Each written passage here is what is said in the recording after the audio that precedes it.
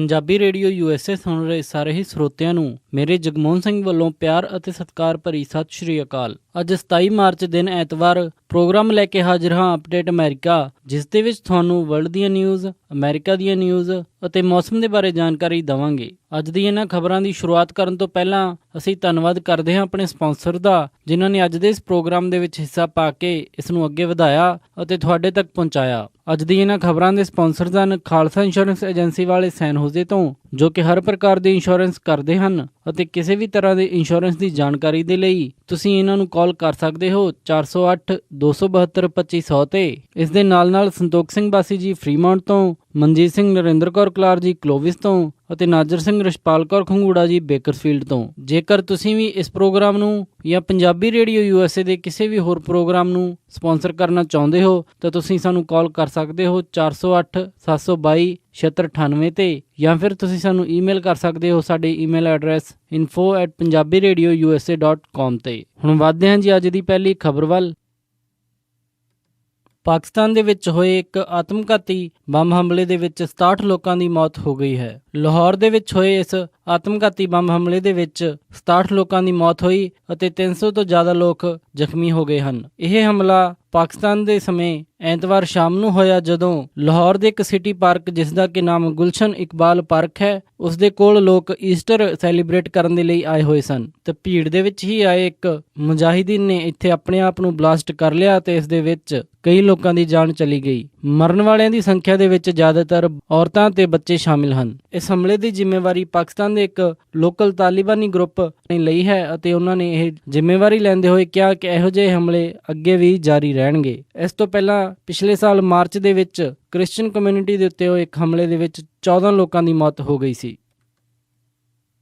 ਕੱਲ੍ਹ democratic party ਦੀਆਂ Washington, ਹਵਾਈ ਅਤੇ ਅਲਾਸਕਾ ਦੇ ਵਿੱਚ ਹੋਈਆਂ ਕਾਕਸ ਦੇ ਵਿੱਚ ਬਰਨੀ ਸੈਂਡਰਸ ਜੇਤੂ ਰਹੇ। ਅਲਾਸਕਾ ਦੇ ਵਿੱਚ 16 ਡੈਲੀਗੇਟਸ ਦੇ ਵਿੱਚੋਂ ਬਰਨੀ ਸੈਂਡਰਸ ਨੇ 13 ਡੈਲੀਗੇਟਸ ਦਾ ਸਮਰਥਨ ਲਿਆ ਤੇ ਹਿਲਰੀ ਕਲਿੰਟਨ ਦੇ ਕੋਲ ਸਿਰਫ 3 ਡੈਲੀਗੇਟਸ ਆਏ। ਅਤੇ ਉੱਥੇ ਹੀ ਹਵਾਈ ਦੇ ਵਿੱਚ 25 ਡੈਲੀਗੇਟਸ ਦੇ ਵਿੱਚੋਂ 17 ਡੈਲੀਗੇਟਸ ਦਾ ਸਮਰਥਨ ਬਰਨੀ ਸੈਂਡਰਸ ਨੂੰ ਮਿਲਿਆ ਅਤੇ 8 ਡੈਲੀਗੇਟਸ ਹਿਲਰੀ ਕਲਿੰਟਨ ਦੇ ਕੋਲ ਆਏ। ਵਾਸ਼ਿੰਗਟਨ ਦੇ ਵਿੱਚ 118 ਡੈਲੀਗੇਟਸ ਦੇ ਵਿੱਚੋਂ 101 ਪਲੈਜਡ ਡੈਲੀਗੇਟਸ ਹਨ ਅਤੇ 17 ਜੋ ਅਨਪਲੈਜਡ ਡੈਲੀਗੇਟਸ ਹਨ। ਇਹਨਾਂ 17 ਦੇ ਵਿੱਚੋਂ ਜ਼ਿਆਦਾਤਰ ਡੈਲੀਗੇਟਸ ਨੇ ਆਪਣਾ ਸਮਰਥਨ ਪਹਿਲਾਂ ਹੀ ਹਿਲਰੀ ਕਲਿੰਟਨ ਨੂੰ ਦੇ ਦਿੱਤਾ ਸੀ ਅਤੇ ਇਹਨਾਂ ਦੇ ਵਿੱਚ ਵਾਸ਼ਿੰਗਟਨ ਦੇ ਗਵਰਨਰ ਵੀ ਸ਼ਾਮਿਲ ਹਨ। ਪਰ ਬਾਕੀ ਰਹਿੰਦੇ 101 ਡੈਲੀਗੇਟਸ ਦੇ ਲਈ ਹੋਈ VOTING ਦੇ ਵਿੱਚ ਬਰਨੀ ਸੈਂਡਰਸ 72% ਵੋਟਾਂ ਲੈ ਕੇ ਜੇਤੂ ਰਹੇ ਅਤੇ ਹਿਲਰੀ ਕਲਿੰਟਨ ਦੇ ਕੋਲ 27% VOTING ਆਈ। ਇਹਨਾਂ ਦੇ ਵਿੱਚੋਂ 34 ਡੈਲੀਗੇਟਸ ਜੋ ਐਲੋਕੇਟ ਕਰ ਦਿੱਤੇ ਗਏ ਹਨ ਅਤੇ ਜਿਨ੍ਹਾਂ ਦੇ ਵਿੱਚੋਂ 25 ਡੈਲੀਗੇਟਸ ਬਰਨੀ ਸੈਂਡਰਸ ਦੇ ਕੋਲ ਆਏ ਅਤੇ 9 ਡੈਲੀਗੇਟਸ ਹਿਲਰੀ ਕਲਿੰਟਨ ਦੇ ਕੋਲ ਆਏ। ਬਾਕੀ ਰਹਿੰਦੇ 67 ਡੈਲੀਗੇਟਸ ਮਈ ਦੇ ਵਿੱਚ ਐਲੋਕੇਟ ਹੋਣਗੇ। ਵਾਸ਼ਿੰਗਟਨ ਸਟੇਟ ਦੇ ਵਿੱਚ ਜੋ ਡੈਲੀਗੇਟਸ ਐਲੋਕੇਟ ਕਰਨ ਦਾ ਪ੍ਰੋਸੈਸ ਹੈ ਥੋੜਾ ਕੰਪਲਿਕੇਟਡ ਹੈ, ਇਸ ਦੇ ਲਈ ਜੋ ਬਾਕੀ 67 ਬਚੇ ਡੈਲੀਗੇਟਸ ਹਨ ਉਹ ਮਈ ਦੇ ਵਿੱਚ ਇਸੇ ਹੀ VOTING ਪਰਸੈਂਟੇਜ ਜੋ ਕਿ ਬਰਨੀ ਸੈਂਡਰਸ ਦੇ ਹਿੱਸੇ 72% ਵੋਟ ਪਈ ਹੈ ਤੇ ਹਿਲਰੀ ਕਲਿੰਟਨ ਦੇ ਕੋਲ 27% ਵੋਟ ਪਈ ਹੈ। ਇਸੇ ਹੀ VOTING ਦੇ ਹਿਸਾਬ ਤੇ ਬਾਕੀ ਉਹ ਜੋ 67 ਡੈਲੀਗੇਟਸ ਹਨ ਉਹ ਵੰਡੇ ਜਾਣਗੇ। ਜੇ ਟੋਟਲ ਡੈਲੀਗੇਟਸ ਕਾਊਂਟ ਦੀ ਗੱਲ ਕਰੀਏ ਤਾਂ ਹਿਲਰੀ ਕਲਿੰਟਨ ਦੇ ਕੋਲ ਹੁਣ 1712 ਡੈਲੀਗੇਟਸ ਹਨ, ਜਿਨ੍ਹਾਂ ਦੇ ਵਿੱਚ 1243 ਪਲੈਜਡ ਡੈਲੀਗੇਟਸ ਹਨ ਅਤੇ 469 ਸੁਪਰ ਡੈਲੀਗੇਟਸ ਹਨ ਅਤੇ ਬਰਨੀ ਸੈਂਡਰਸ ਨੇ ਵੀ ਆਪਣਾ 1000 ਦਾ ਅੰਕੜਾ ਹੈ ਜੋ ਪਾਰ ਕਰ ਲਿਆ ਹੈ ਤੇ ਉਹਨਾਂ ਦੇ ਕੋਲ 1004 ਡੈਲੀਗੇਟਸ ਦਾ ਸਮਰਥਨ ਹੈ, ਜਿਨ੍ਹਾਂ ਦੇ ਵਿੱਚ 975 ਪਲੈਜਡ ਡੈਲੀਗੇਟਸ ਹਨ ਅਤੇ 29 ਸੁਪਰ ਡੈਲੀਗੇਟਸ ਹਨ। ਹਾਲਾਂਕਿ ਪਲੈਜਡ ਡੈਲੀਗੇਟਸ ਦੇ ਵਿੱਚ ਵੀ ਹਿਲਰੀ ਕਲਿੰਟਨ ਅਤੇ ਬਰਨੀ ਸੈਂਡਰਸ ਦਾ ਜੋ ਫਾਸਲਾ ਉਹ 300 ਡੈਲੀਗੇਟਸ ਦਾ ਸੀ। ਕੱਲ ਇਹ ਤਿੰਨੇ ਸਟੇਟਾਂ ਦੇ ਵਿੱਚ ਹੋਈ ਬਰਨੀ ਸੈਂਡਰਸ ਦੀ ਜਿੱਤ ਨਾਲ ਥੋੜਾ ਬਹੁਤ ਫਾਸਲਾ ਘਟਿਆ ਹੈ, ਪਰ ਜਦੋਂ ਕਿ ਵਾਸ਼ਿੰਗਟਨ ਸਟੇਟ ਦੇ ਹਜੇ ਪੂਰੇ ਡੈਲੀਗੇਟਸ ਦਾ ਬਟਵਾਰਾ ਨਹੀਂ ਹੋਇਆ ਤੋਂ ਬਾਅਦ ਬਰਨੀ ਸੈਂਡਰਸ ਇਹ ਜੋ ਫਾਸਲਾ ਹੋਰ ਘੱਟ ਕਰ ਲੈਣਗੇ। ਇੱਕ ਸਮੇਂ ਜੋ ਮੰਨਿਆ ਜਾ ਰਿਹਾ ਸੀ ਕਿ ਬਰਨੀ ਸੈਂਡਰਸ ਦਾ ਕੈਂਪੇਨ ਹੁਣ ਲਗਭਗ ਖਤਮ ਹੈ। 26 ਮਾਰਚ ਨੂੰ ਹੋਈਆਂ ਇਹਨਾਂ ਕਾਕਸ ਦੇ ਵਿੱਚ ਅਤੇ ਉਸ ਤੋਂ ਪਹਿਲਾਂ 22 ਮਾਰਚ ਨੂੰ ਹੋਈਆਂ ਪ੍ਰਾਇਮਰੀਜ਼ ਦੇ ਵਿੱਚ ਬਰਨੀ ਸੈਂਡਰਸ ਨੇ ਵੱਡੀ ਜਿੱਤ ਹਾਸਲ ਕੀਤੀ ਹੈ ਅਤੇ ਉਹਨਾਂ ਨੇ ਮੁੜ ਵਾਪਸੀ ਕੀਤੀ ਹੈ। ਹੁਣ ਆਉਣ ਵਾਲੀਆਂ ਡੈਮੋਕ੍ਰੈਟਿਕ ਪਾਰਟੀ ਦੀਆਂ ਪ੍ਰਾਇਮਰੀਜ਼ ਵਿਸਕੌਨਸਿਨ ਦੇ ਵਿੱਚ 5 ਅਪ੍ਰੈਲ ਨੂੰ ਹੋਣਗੀਆਂ, ਜਿੱਥੇ 86 ਡੈਲੀਗੇਟਸ ਦੇ ਲਈ ਇਹਨਾਂ ਦੋਨਾਂ ਉਮੀਦਵਾਰਾਂ ਦੇ ਵਿੱਚ ਮੁਕਾਬਲਾ ਹੋਵੇਗਾ ਅਤੇ ਉਸ ਤੋਂ ਬਾਅਦ 9 ਅਪ੍ਰੈਲ ਨੂੰ ਵਾਇਓਮਿੰਗ ਅਤੇ 19 ਅਪ੍ਰੈਲ ਨੂੰ ਨਿਊਯਾਰਕ ਦੇ ਵਿੱਚ ਹੋਣ ਵਾਲੀਆਂ ਜੋ ਪ੍ਰਾਇਮਰੀਜ਼ ਹਨ ਉਹ ਡਿਸਾਈਡਿੰਗ ਫੈਕਟਰ ਬਣ ਸਕਦੀਆਂ ਹਨ, ਕਿਉਂਕਿ ਨਿਊਯਾਰਕ ਦੇ ਵਿੱਚ ਡੈਮੋਕ੍ਰੈਟਿਕ ਪਾਰਟੀ ਦੇ ਤਕਰੀਬਨ 250 ਡੈਲੀਗੇਟਸ ਹਨ ਅਤੇ ਜੇ ਕੋਈ ਇਹਨਾਂ ਦੇ ਵਿੱਚੋਂ ਇੱਕ ਤਰਫਾ ਜਿੱਤ ਹਾਸਲ ਕਰਦਾ ਹੈ ਤਾਂ ਉਹ ਕਿਸੇ ਵੀ ਕੈਂਡੀਡੇਟ ਦੇ ਲਈ ਬਹੁਤ ਵੱਡੀ ਜਿੱਤ ਹੋਵੇਗੀ।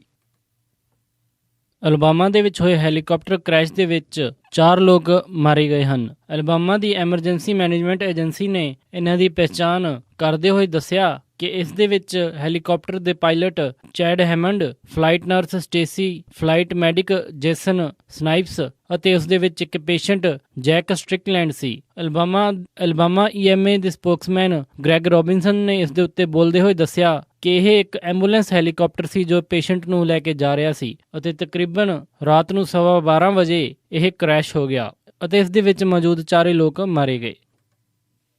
ਨਿਊ ਜਰਸੀ ਦੇ ਵਿੱਚ ਰਹਿਣ ਵਾਲੇ ਲੋਕਾਂ ਦੇ ਲਈ ਇੱਕ ਖਾਸ ਖਬਰ, ਜਿਸ ਦੇ ਵਿੱਚ ਨਿਊ ਜਰਸੀ ਨੇ ਇੱਕ ਲਾਅ ਪਾਸ ਕੀਤਾ ਹੈ ਜਿਸ ਦੇ ਵਿੱਚ ਪੈਦਲ ਚੱਲਦੇ ਵਕਤ ਸਮਾਰਟਫੋਨ ਯੂਜ਼ ਕਰਨਾ ਭਾਰੀ ਪੈ ਸਕਦਾ ਹੈ। ਜੇ ਕੋਈ ਵੀ ਪੈਦਲ ਚੱਲਦੇ ਵਕਤ ਸਮਾਰਟਫੋਨ ਯੂਜ਼ ਕਰਦਾ ਪਾਇਆ ਜਾਂਦਾ ਹੈ ਤਾਂ ਉਸ ਨੂੰ 15 ਦਿਨ ਦੀ ਜੇਲ੍ਹ ਜਾਂ ਫਿਰ $50 ਫਾਈਨ ਜਾਂ ਫਿਰ ਦੋਨੋਂ ਹੋ ਸਕਦੇ ਹਨ। ਅਸੈਂਬਲੀ ਵੂਮੈਨ ਪੈਮਲਾ ਲੈਂਪਿਟ ਨੇ ਇਹ ਬਿੱਲ ਇੰਟਰੋਡਿਊਸ ਕਰਦੇ ਹੋਏ ਦੱਸਿਆ ਕਿ ਡਿਸਟਰੈਕਟਡ ਡਰਾਈਵਰਸ ਦੇ ਵਾਂਗੂ ਡਿਸਟਰੈਕਟਡ ਪੈਡੈਸਟਰੀਅਨਸ ਵੀ ਕਿਸੇ ਵੱਡੇ ਹਾਦਸੇ ਦੇ ਲਈ ਪੋਟੈਂਸ਼ੀਅਲ ਖਤਰਾ ਹੋ ਸਕਦੇ ਹਨ। ਉਹਨਾਂ ਨੇ ਦੱਸਿਆ ਕਿ ਜੇ ਕੋਈ ਇੰਡੀਵਿਜੂਅਲ ਸਮਾਰਟਫੋਨ ਯੂਜ਼ ਕਰਦਾ ਹੋਇਆ ਸਟਰੀਟ ਜਾਂ ਸੜਕ ਕ੍ਰਾਸ ਕਰਦਾ ਹੈ ਤਾਂ ਓਨਾ ਹੀ ਖਤਰਨਾਕ ਹੈ ਜਿੰਨਾ ਕੋਈ ਡਰਾਈਵਰ ਗੱਡੀ ਚਲਾਉਂਦੇ ਹੋਏ ਸਮਾਰਟਫੋਨ ਯੂਜ਼ ਕਰਦਾ ਹੈ ਅਤੇ ਇਸ ਕਰਕੇ ਦੋਨਾਂ ਦੀ ਪੈਨਲਟੀ ਅਤੇ ਸਜ਼ਾ ਵੀ ਸੇਮ ਹੋਣੀ ਚਾਹੀਦੀ ਹੈ। ਉਹਨਾਂ ਨੇ ਇਸ ਦੇ ਉੱਤੇ ਬੋਲਦੇ ਹੋਏ ਦੱਸਿਆ ਕਿ ਫਾਈਨ ਦੀ ਫੀਸ ਦਾ ਅੱਧਾ ਹਿੱਸਾ ਲੋਕਾਂ ਨੂੰ ਇਸ ਦੇ ਬਾਰੇ ਜਾਗਰੂਕ ਕਰਵਾਉਣ ਦੇ ਲਈ ਖਰਚਿਆ ਜਾਵੇਗਾ। ਨਿਊਯਾਰਕ ਦੇ ਵਿੱਚ ਇੱਕ ਅਜਿਹਾ ਹੀ ਬਿੱਲ ਪਾਸ ਨਹੀਂ ਹੋ ਸਕਿਆ ਸੀ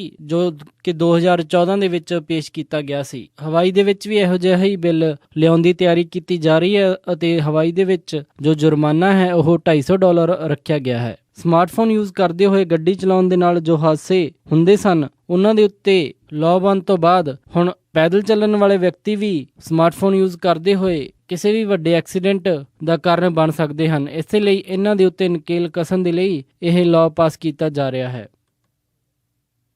ਕੈਲੀਫੋਰਨੀਆ ਦੇ ਵਿੱਚ ਮਿਨੀਮਮ ਵੇਜ $15 ਪਰ ਆਰ ਕਰਨ ਦੇ ਲਈ ਜੋ ਲਾਅ ਮੇਕਰਸ ਹਨ ਉਹਨਾਂ ਦੇ ਨਾਲ ਇੱਕ ਡੀਲ ਤੈਅ ਹੁੰਦੀ ਨਜ਼ਰ ਆ ਰਹੀ ਹੈ। ਨਿਊਯਾਰਕ ਦੇ ਵਿੱਚ ਮਿਨੀਮਮ ਵੇਜ $15 ਪਰ ਆਰ ਕਰਨ ਦੇ ਲਈ ਇੱਕ ਨੈਗੋਸ਼ੀਏਸ਼ਨ ਅਲਬਾਨੀ ਦੇ ਵਿੱਚ ਆਲਰੇਡੀ ਚੱਲ ਰਹੀ ਹੈ। ਮੰਨਿਆ ਜਾ ਰਿਹਾ ਹੈ ਕਿ ਕੈਲੀਫੋਰਨੀਆ ਦੀ ਇਹ ਡੀਲ ਸੋਮਵਾਰ ਤੱਕ ਅਨਾਉਂਸ ਹੋ ਸਕਦੀ ਹੈ, ਜਿਸ ਦੇ ਵਿੱਚ ਜੋ ਮਿਨੀਮਮ ਵੇਜ ਹੈ $10 ਤੋਂ ਵਧਾ ਕੇ $15 ਕਰ ਦਿੱਤੀ ਜਾਵੇਗੀ ਅਤੇ ਇਹ $15 ਪਰ ਆਰ 2022 ਤੱਕ ਪੂਰੀ ਤਰ੍ਹਾਂ ਲਾਗੂ ਹੋਵੇਗੀ। ਨੈਸ਼ਨਲ ਇੰਪਲੋਇਮੈਂਟ ਲਾਅ ਪ੍ਰੋਜੈਕਟ ਦੇ ਜਨਰਲ ਕਾਉਂਸਲ ਪੌਲ ਕੇ ਸੌਨ ਨੇ ਕਿਹਾ ਹੈ ਕਿ ਇੱਕ ਬਹੁਤ ਵੱਡੀ ਜਿੱਤ ਹੈ ਅਤੇ ਉਹ ਕੈਲੀਫੋਰਨੀਆ ਲਾਅ ਮੇਕਰਸ ਦਾ ਪੂਰਾ ਸਨਮਾਨ ਕਰਦੇ ਹਨ ਅਤੇ ਉਹਨਾਂ ਨੂੰ ਧੰਨਵਾਦ ਕਰਦੇ ਹਨ ਕਿ ਉਹਨਾਂ ਨੇ ਇਸ ਮੁੱਦੇ ਦੇ ਉੱਤੇ ਅੱਗੇ ਵਧਣ ਦੀ ਕੋਸ਼ਿਸ਼ ਕੀਤੀ ਹੈ। ਕੈਲੀਫੋਰਨੀਆ ਦੇ ਵਿੱਚ ਲਾਸ ਐਂਜਲਸ, ਸੈਨ ਫਰਾਂਸਿਸਕੋ ਦੇ ਵਿੱਚ ਇਹ ਮੂਵਮੈਂਟਸ ਕਾਫੀ ਅੱਗੇ ਵਧੇ ਸੀ ਅਤੇ ਉੱਧਰ ਹੀ ਵਾਸ਼ਿੰਗਟਨ ਦੇ ਵਿੱਚ, ਸਿਐਟਲ ਦੇ ਵਿੱਚ ਵੀ ਜੋ ਮਿਨੀਮਮ ਵੇਜ ਹੈ $15 ਪਰ ਆਰ ਕਰ ਦਿੱਤੀ ਗਈ ਹੈ, ਜੋ ਪੂਰੀ ਸਟੇਟ ਵਾਈਜ਼